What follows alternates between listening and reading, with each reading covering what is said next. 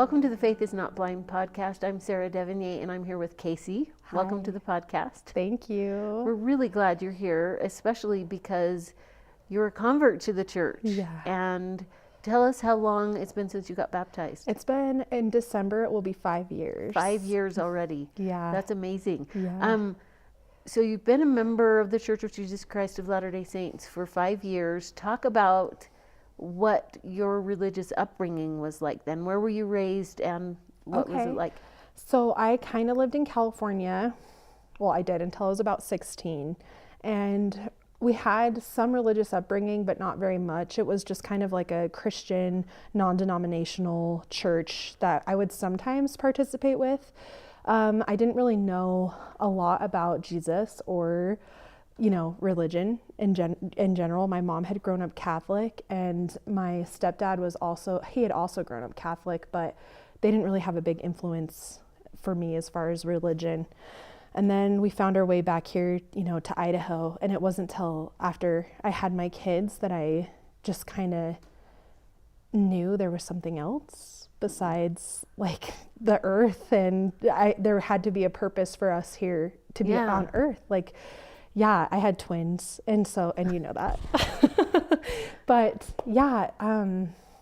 Talk a little bit about what led up to that. Let's just rewind a little bit.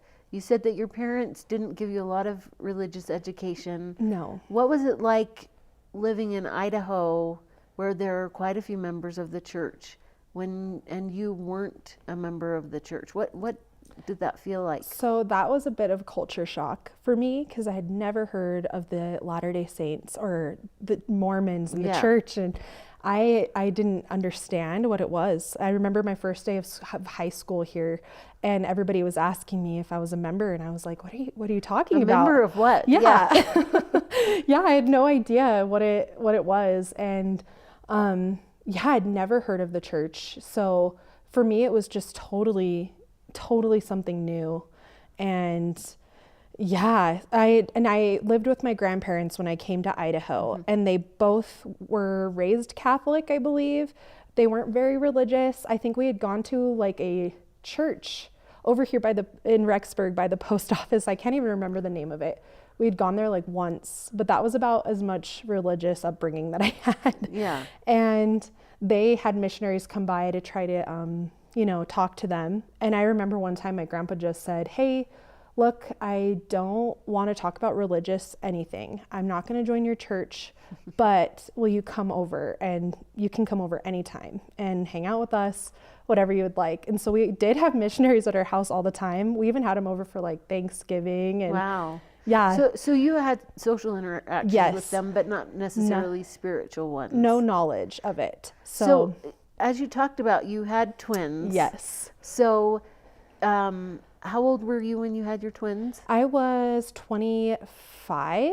And what was the situation like when you had your twins? So just describe that a little bit. Yeah, so that was like a completely different part of my life. But I was a single mom, and I still am a single mom. But I ended up moving to Rigby, and I found out I was pregnant. I knew I was going to be a single mom from the beginning. Wow. And I had a friend that lived in Rigby that said, "Hey, look, you can come here and stay with us for as long as you need, and we'll help you figure out, what your next steps are." And they were members of the church, but they were not active in the church. So I was living in Pocatello at the time, and I made the transition from Pocatello to Rigby.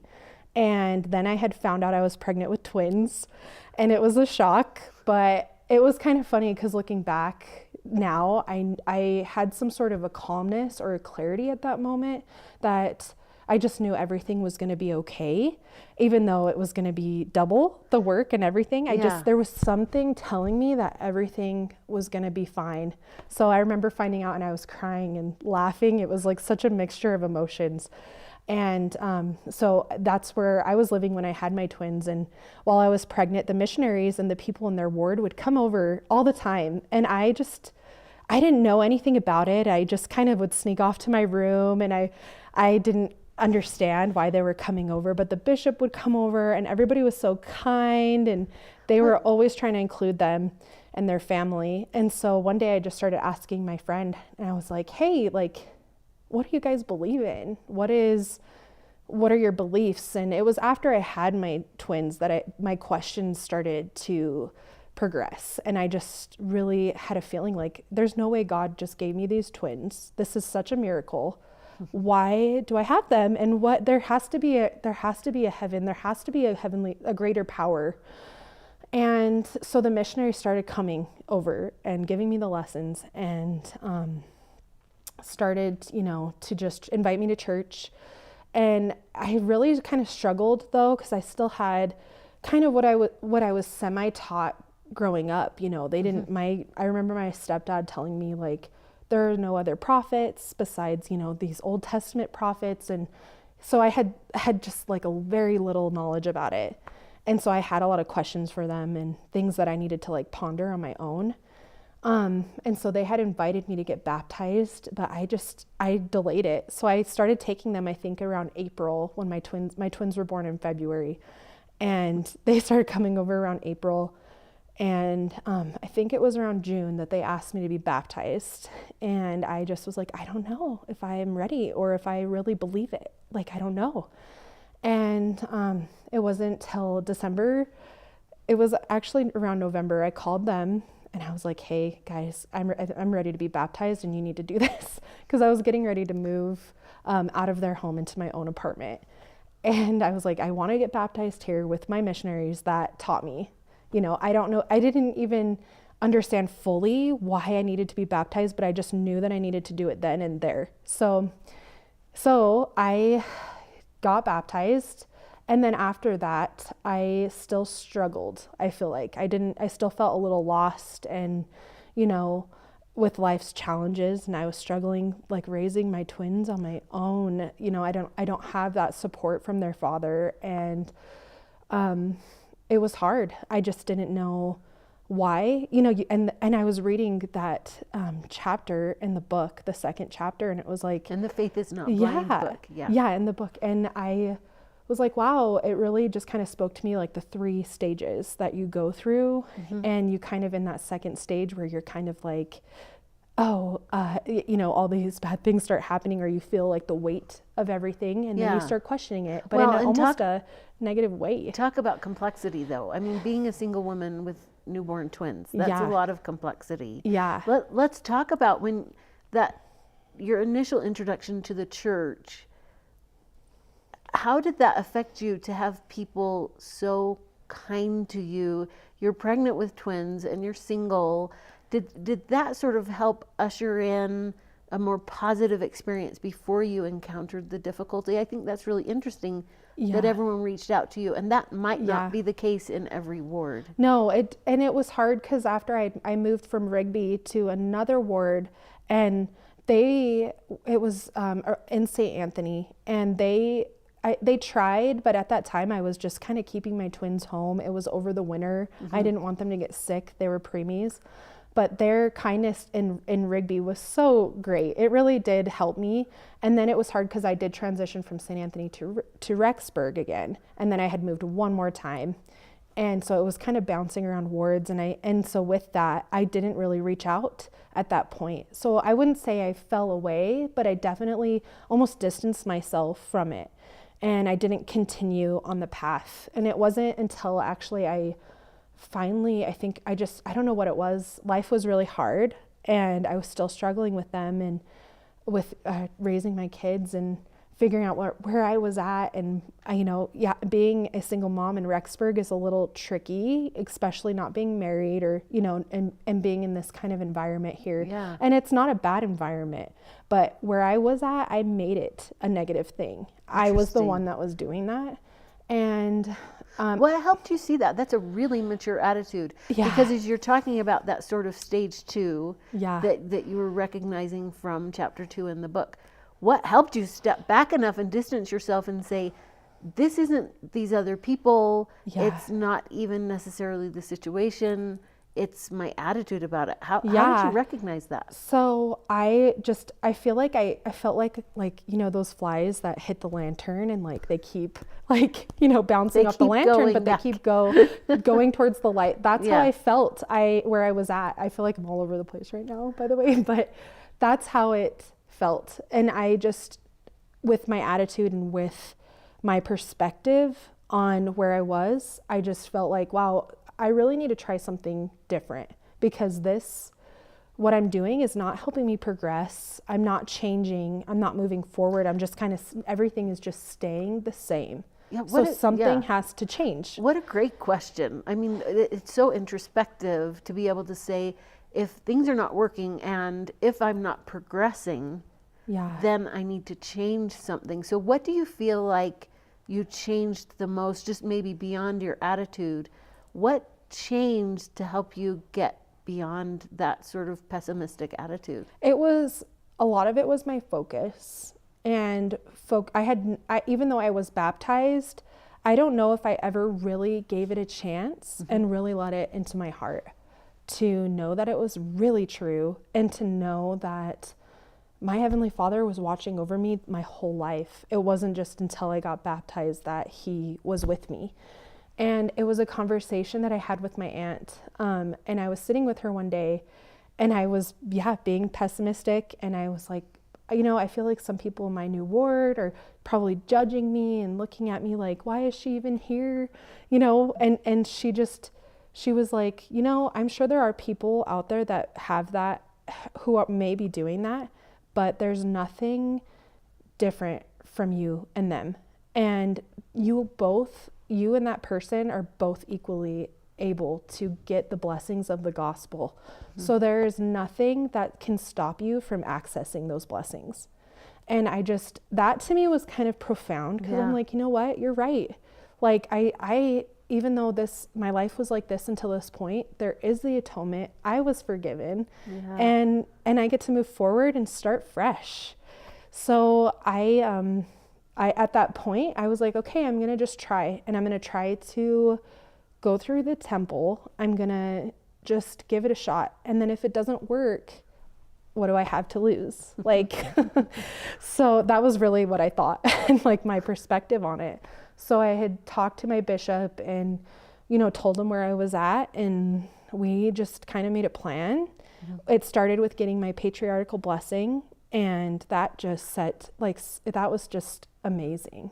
So, that experience was just really beautiful.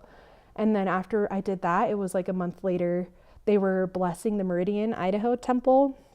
And so I had a temporary recommend for that. And then I took my temple dedication. For the temple dedication, yeah. And then after that, I took my endowment out at the beginning of August. So it was just really good things. But I feel like you still have like questions, and you still kind of struggle. But and it doesn't end after you go through the temple. Like, it doesn't, you know, it's not a finish line. Yeah, it's not. You have to endure, you have to keep moving, and you have to keep growing. Yeah. And you have to keep your focus on the gospel and on a Heavenly Father. I think it's fascinating how you said you did get baptized, but you didn't know if you had a testimony, and that sometimes we do feel like, rather than being a developmental process, a testimony is something either you have or you don't. Yeah. How did it help you as you were moving towards the temple, as you realized, oh, this whole enduring to the end thing, it's progressive, and I do a little bit of it every day. How did it help you to view yourself and your situation and your testimony as something developmental? Oh man, it's helped me so much. And I think even now, like, you think, oh, here, I'm done, I made it. And it's not like that. Things happen, trials happen. And you have to look at yourself as you're growing always, and that this isn't it. There is stuff that's going to come after this. So I don't know if that answers the question very well. But no, I love it. There's always something to come. Always. There's always something in the future for yourself and for other people. As you think about your situation, which, like you said, it is a unique situation in the church and in the especially in a small town. Yeah. And your aunt's advice of saying you have access to all these blessings, Yeah. and they have access to all these Yes. blessings. So just let yourself be blessed. And I have a wonderful word, by the way. Not like, Yeah. It was really my perspective, because after that, it was just, I felt like people were really nice and people are there and they do really care. You just, if you're looking at the darkness, you're going to find it. But if you're looking towards the light, you're going to see that light in your life. So, and that's so mature to take responsibility for that. yeah. So even, and there are times where I still you struggle, and of course, but when I find myself looking towards the negative or that side of it, I'm like, okay, I have to stop, just breathe, and remember that this is just a little time. This is just a little portion. And actually in the Come Follow Me, it was just a few weeks ago, there in the 2 Corinthians, it talks about how your trials are going to be, consoled. And it is so profound. I think this portion of that, of Come Follow Me, it's called My Trials Can Be a Blessing. And it just, and there are things that have happened in my life that I don't, you question and you wonder why. And I know now, though, that I will have an answer for that. And those times that were really hard, I will be consoled to me. They will be fixed. So I don't know. It's, yeah.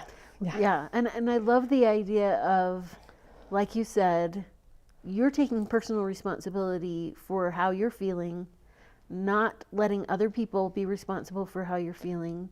Exactly. And that helps you share the responsibility of your life with God and trust Him so that your trials can be blessings and you can be responsible for the blessings too. And recognize them and see them. Exactly. And it's not that because other people can hurt you, and that happens. Things can, my situation growing up wasn't the most idealistic. I had struggled and our family struggled, and it's hard. It's hard when you grow up with that kind of environment to think, oh, well, this isn't caused by someone else. And I know that my choices, though, have, they inflicted certain not consequences, but kind of consequences. And so, but there is a point where you do have to kind of grow and think, hey, this bad thing happened to me, or this really hard time happened to me, and I can either stay in the mindset where that's going to always control me and dictate how I interact with people or my development moving forward, or I'm going to just say, okay, that was a little portion of my life. I have this portion, this whole 50 more years of my life that I can look forward to, and know that it will get better. Things will be better, and some people have it really hard on earth right now, but I just know in my heart that things will be, they're not always going to be like that. So yeah.